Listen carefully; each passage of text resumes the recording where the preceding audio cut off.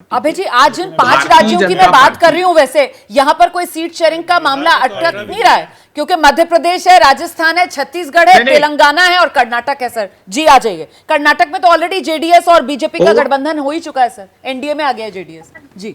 नहीं ठीक, देखिए अब जेडीएस का अगर गठबंधन भी हुआ है तो बहुत प्रासंगिकता उसकी नहीं। 25 सीटें थी कर्नाटका में। ठीक है, आपको क्या लगता है जो स्कीम्स हमने वहां महिलाओं के खाते में पैसे ट्रांसफर हो रहे हैं, 16 करोड़ महिलाएं मुफ्त में यात्रा कर चुकी बीते 2-3 महीनों में कर्नाटका में, वहां राशन पहुंचाया जा रहा है जिसको भारतीय जनता पार्टी ने बाधा पहुंचाई थी। तो कर्नाटका में भारतीय जनता पार्टी की 15 से 17 सीटें लिख कर रखिएगा कम होगी। और जो बिहार, महाराष्ट्र और उत्तर प्रदेश को भी विशेष रूप से याद कीजिएगा, अगर 70 से 80 सीटें इन हिंदी प्रांतों में कम हो गई भारतीय जनता पार्टी की, तो फिर सरकार बनाना असंभव ही होगा, क्योंकि मोदी जी का नेतृत्व, अटल बिहारी वाजपेयी जी अलग थे, उनकी एक चलिए तो अच्छा है, कम से कम आपने इतना तो माना कि कमजोर है कांग्रेस, और आपने इतना तो माना कि कांग्रेस पूरी तरीके से अपने सहयोगियों के सहारे है, मतलब अपने दम पर कांग्रेस कुछ खास नहीं कर पा रही। आप कह रहे हैं कि इंतजार कीजिए। बिल्कुल सर, मैं दर्शकों को बता भी दूंगी, कल बिहार, मध्य प्रदेश और यूपी के आंकड़े कल दिखाएंगे हम, ओपिनियन पोल के आंकड़े दिखाएंगे। नहीं सर, प्रवक्ता की तरह क्या, मैं सिर्फ आप जो बात कह रहे हैं उसी को दोहरा रही हूं। 8 सीटें तो डेटा के साथ प्रूव किया कि हम जीतेंगे। Okay sir, okay. आइए डॉक्टर अजय आलोक, आइए। रोमाना जी, अभी आपने देखा ना कि वो चश्मे का इफेक्ट क्या होता है। महाराष्ट्र बिहार का सर्वे भी नहीं आया, महाराष्ट्र बिहार पे बात करने लगे, 5 राज्यों का सर्वे आया उस पर बात नहीं कर रहे। आज फिर एक प्रेडिक्शन देता हूं, हर्षवर्धन जी से फिर एक शर्त लगा रहा हूं, आप हमें 1 से 3 तेलंगाना में दे रही हैं, हम 7 से 10 के बीच में तेलंगाना में रहेंगे, हर हालत में रहेंगे। आप ये देखिए कि हम पिछली बार 1 विधानसभा सीट जीते थे, हमारे पास 4% वोट था। 2019 में हम 4 लोकसभा जीते, हमारे पास 8% वोट आया। आज की तारीख में हमारे पास 14% वोट है, 8 विधानसभा सीट है, और ये टेम्पो बढ़ेगा, ये टेम्पो घटता नहीं है। राजनीति और चुनाव का एक विश्लेषण सब विश्लेषक मानते हैं कि एक बार जो बढ़ना शुरू करता है ना, वो घटता नहीं है, वो बढ़ते ही चला जाता है, बाकी सबको समेट लेता है। तो कांग्रेस को हम लोग समेट लेंगे इस बार।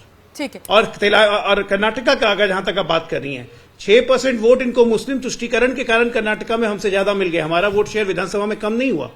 और जेडीएस का वर्स्ट प्रदर्शन रहा था, तभी जेडीएस 13.8 थी, तो 36 और 13.8 जरा मिला दीजिए तो 50% है। ये स्विंग बढ़ेगा ही, घटने वाला नहीं है। मुझे लगता है सर जल्दी से दोनों एक्सपर्ट से एक रिएक्शन लेते हैं। सर, जिस बात का जिक्र यहाँ पर डॉक्टर अजय आलोक कर रहे हैं, अगर सब कुछ नॉर्मल पेस पर चलता है तो आपको लगता है कि वाकई में ये जो ट्रेंड दिख रहा है वो और कंसोलिडेट होकर और ऊपर की तरफ जाएगा, जिसका ग्राफ ऊपर बढ़ रहा है पार्टी का? बिल्कुल, जिस बात का जिक्र अजय आलोक कर रहे हैं कि एक बार जो ट्रेंड, अगर अपवर्ड ट्रेंड दिखता है तो आमूमन ये देखा गया वो अपवर्ड ट्रेंड ही रहता है। चुनाव नजदीक आता है, नजदीक, जितना चुनाव नजदीक आता जाता है उतना ऊपर ही जाता है। सिर्फ इसमें एक इफ है जिसका जिक्र अभय जी कर रहे हैं कि अगर गठबंधन आगे बढ़ा ठीक से, और ठीक से बढ़ने का मतलब है सीट शेयरिंग का, अगर सीट शेयरिंग अरेंजमेंट कर पाए तब ये जो कह रहे हैं बढ़ता हुआ ऊपर ग्राफ जो जा रहा है वो शायद वो प्लेटियो हो जाए, वो स्टेबल हो जाए।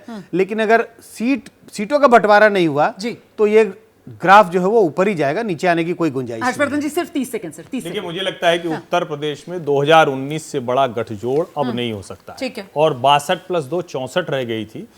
असली मुश्किल क्या है, कांग्रेस के नेता जिस तरह से मतदाताओं के लिए कहते हैं, वो ऐसे कह रहे हैं जैसे सब कुछ भ्रम में हो रहा है। ऐसे कह रहे हैं अच्छा ठीक है, थोड़ा सा सीटें घट जाए तो फिर मिलीजुली सरकार बनाएंगे। ये भारतीय जनता पार्टी के भरोसे को और मजबूत करती है, और मुझे आज की तारीख में बहुत आसानी से भारतीय जनता पार्टी 19 से बेहतर करती दिख रही है। बहुत बहुत शुक्रिया आप सभी का हमारे साथ जुड़ने के लिए। तो कुल मिलाकर 5 राज्यों की ये तस्वीर, ओपिनियन पोल का आंकड़ा आपने आज हमारे साथ देखा। अन्य 5 बड़े राज्य, और उसमें वो राज्य भी जिसके लिए माना जाता है कि दिल्ली की सत्ता उसी राज्य से होकर गुजरती है। जी, मैं यूपी का जिक्र कर रही हूं। उनके आंकड़े ओपिनियन पोल के कल शाम 4 बजे से लगातार एबीपी न्यूज आपके लिए लेकर आएगा।